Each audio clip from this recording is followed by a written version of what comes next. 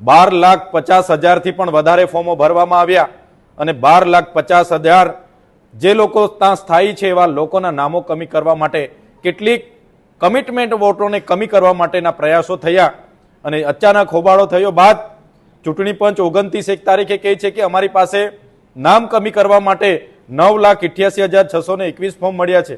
બીજા જ દિવસે 30 જાન્યુઆરીના રોજ ફરી ચૂંટણી પંચ એવું કહે છે કે અમને આજની સ્થિતિએ 1,83,235 ફોર્મ અમારી પાસે હવે બાકી છે.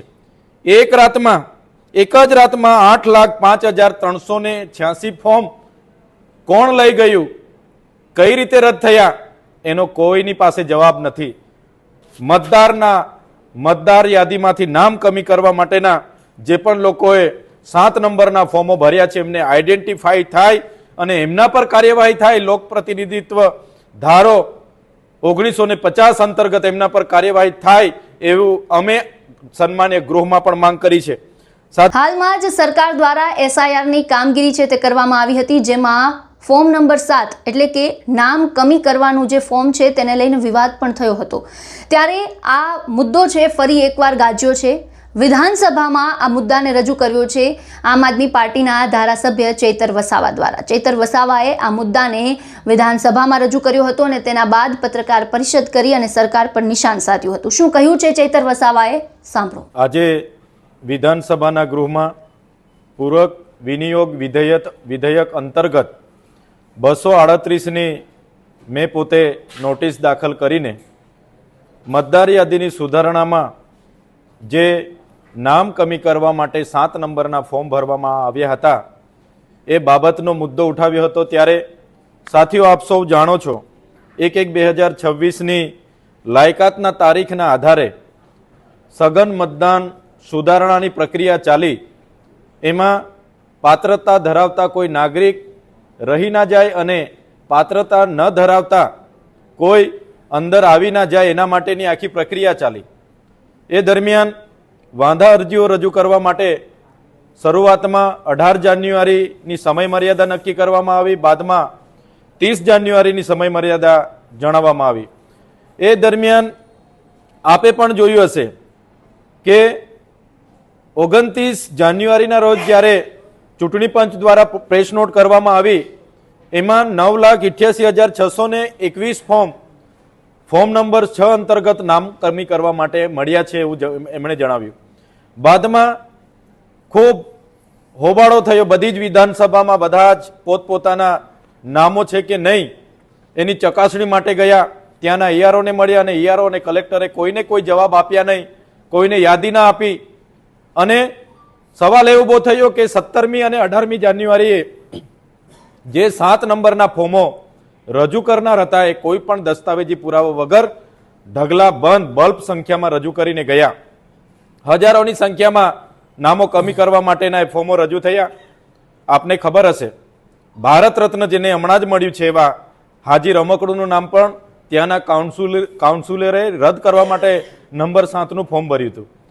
વિસનગરની પાલડી ગ્રામ પંચાયત છે ત્યાંના સરપંચ સહિતના બધાના નામ કમી કરવા માટેનું 7 નંબર ફોર્મ દાખલ કરવામાં આવ્યું. જુનાગઢ વિધાનસભામાં 234 બૂથ પર કેટલાય લોકોના નામ કમી કરવા માટે ત્યાંના કોર્પોરેટરે 7 નંબરના ફોર્મો દાખલ કર્યા. ત્યાં વિવાદ થયો. કોર્પોરેટરે સોગંદનામું દાખલ કરવું પડ્યું અને 7 નંબરના ફોર્મો રદ કરવા માટેની માંગ કરવી પડી. એ જ પ્રકારે ઘણી જગ્યાએ 18,000 ફોર્મો ભરાયા.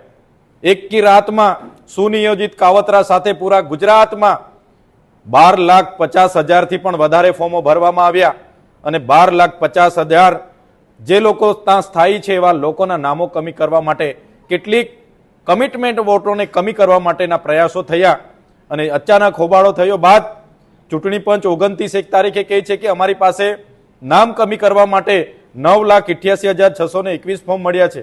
બીજા જ દિવસે 30 જાન્યુઆરીના રોજ ફરી ચૂંટણી પંચ એવું કહે છે કે અમને આજની સ્થિતિએ 1,83,235 ફોર્મ અમારી પાસે હવે બાકી છે. એક જ રાતમાં 8,05,386 ફોર્મ કોણ લઈ ગયું, કઈ રીતે રદ થયા, એનો કોઈની પાસે જવાબ નથી. સાથીઓ, જ્યાં પણ ફોર્મ 7 ભરાયા અને એ ફોર્મ સુનિયોજિત કાવતરા સાથે ભરાયા ત્યારે અમે ત્યાંના ઈઆરઓને એની માહિતી માંગી કે આ ફોર્મ કોણ ભરી ગયું. એમના નંબરો અલગ, નામ અલગ, અને ઈઆરઓ પાસે કોઈ એની માહિતી નહોતી. આપણે મામલતદાર, પ્રાંત, કલેક્ટર, તમામ કચેરીઓ સીસીટીવી કેમેરાથી સજ્જ છે, છતાંય કોઈ પણ દસ્તાવેજી પુરાવા વગર સંવિધાનમાં આપેલો મતદાનનો બંધારણીય અધિકાર છીનવવાવાળા લોકો હજારોની સંખ્યામાં એક કાવતરું કરીને, સુનિયોજિત કાવતરું ઘડીને મતદાનનો અધિકાર છીનવવાના પ્રયાસો થયા અને તંત્ર એ લોકોને પકડવામાં નિષ્ફળ ગયું. એક પણ જગ્યાએ એ ફોર્મ નંબર 7 રજૂ કરનારા સામે કોઈ પણ કાર્યવાહી નહીં થઈ. ત્યારે મતદાર યાદીમાંથી નામ કમી કરવા માટેના જે પણ લોકોએ 7 નંબરના ફોર્મો ભર્યા છે એમને આઈડેન્ટિફાઈ થાય અને એમના પર કાર્યવાહી થાય. લોકપ્રતિનિધિત્વ ધારો 1950 અંતર્ગત એમના પર કાર્યવાહી થાય એવું અમે સન્માન્ય ગૃહમાં પણ માંગ કરી છે. સાથીઓ, જે પણ 7 નંબરના ફોર્મો દાખલ કર્યા, ભલે રદ થયા હોય કે નહીં થયા હોય, પણ એમાં ચૂંટણી પંચને ગેરમાર્ગે દોરવાનું કામ કર્યું છે. ચૂંટણી પંચનું જે પણ મતદાર સુધારણા યાદીના કામ કરનારા લાખો માનવ કલાકોનો આમાં ગેરરીતે ઉપયોગ થયો છે. ત્યારે આવા લોકો જેમણે પણ ચૂંટણી પંચને ગેરમાર્ગે દોર્યા છે અને ચૂંટણી પંચના જે લાખો માનવ કલાકો જેમણે વેડફ્યા છે એવા લોકો પર કેમ ન કાર્યવાહી કરવી એ પણ અમે સન્માન્ય ગૃહમાં આજે એ મુદ્દા તહજ કહેવા માંગીએ છીએ. ત્યારે આપના માધ્યમથી ફોર્મ નંબર 7ના જે પણ લોકોએ ફોર્મ ભર્યા એમને આઈડેન્ટિફાઈ કરીને એમના પર કાયદેસરની કાર્યવાહી કરવામાં આવે એ અમે માંગ કરીએ છીએ. જ્યારે મારી ચર્ચા ચાલુ થઈ, માનનીય મંત્રી શ્રી અર્જુનભાઈ મોઢવાણિયા દ્વારા પોઈન્ટ ઓફ ઓર્ડર લેવામાં આવ્યો અને એ દરમિયાન લગભગ 38 થી 40 મિનિટ એ પોઈન્ટ ઓફ ઓર્ડરમાં ચર્ચા થઈ. પરંતુ સાથીઓ, આ કોઈ ચૂંટણી પંચ પર ટીકા ટિપ્પણી કરવા માટેનો અમારો ઈરાદો નહોતો, પણ જે મતદાર યાદીમાં સુધારણામાં જે ગેરરીતિઓ થઈ છે એ સન્માન્ય ગૃહના ધ્યાન પર લાવવાનો અમારો ઈરાદો હતો અને એના કારણે જ અમે એ મુસદ્દો 238ની નોટિસ આપીને એ દાખલ કર્યો હતો અને સન્માન્ય ગૃહના માન્ય અધ્યક્ષશ્રીએ પણ એને માન્ય રાખીને આજની કામકાજની યાદીમાં એ સામેલ કર્યો અને અમને સમય આપ્યો હતો. એટલે એમનો પોઈન્ટ ઓફ ઓર્ડર રહેતો નથી અને અમને આજે તક મળી છે, જે બદલ સન્માન્ય ગૃહના અધ્યક્ષશ્રીનો પણ અમે આભાર માનીએ છીએ. ખાસ મતદાર યાદી સઘન સુધારણાનો કાર્યક્રમ થયો, એમાં આપે જોયું હશે કે જે પણ બીએલઓ, જે પણ વહીવટી તંત્રએ કામ કર્યું એમને અભિનંદન આપીએ છીએ, સારું કામ થયું છે. પણ એ પ્રક્રિયા દરમિયાન આદિવાસી વિસ્તારોમાં પણ જે કમિટમેન્ટ વોટો હતા એને કાપવા માટે હજારોની સંખ્યામાં 17મી જાન્યુઆરી અને 18મી જાન્યુઆરીએ 7 નંબરના ફોર્મો ભરાયા, જેના કારણે લોકોમાં ડર ઊભો થયો. મારું નામ તો નથી નીકળી ગયું અને જેના પણ નામે ફોર્મ 7 ભરવામાં આવ્યા એમને નોટિસો આપવામાં આવી, એમને ફરી પોતાના પુરાવાઓ લઈને ઈઆરઓની કચેરીએ ધક્કા ખાવા પડ્યા. ઈઆરઓની કચેરીએ કામ કરતા લોકોના એ સમય, એ કામનો સમય એમાં વેડફાયો.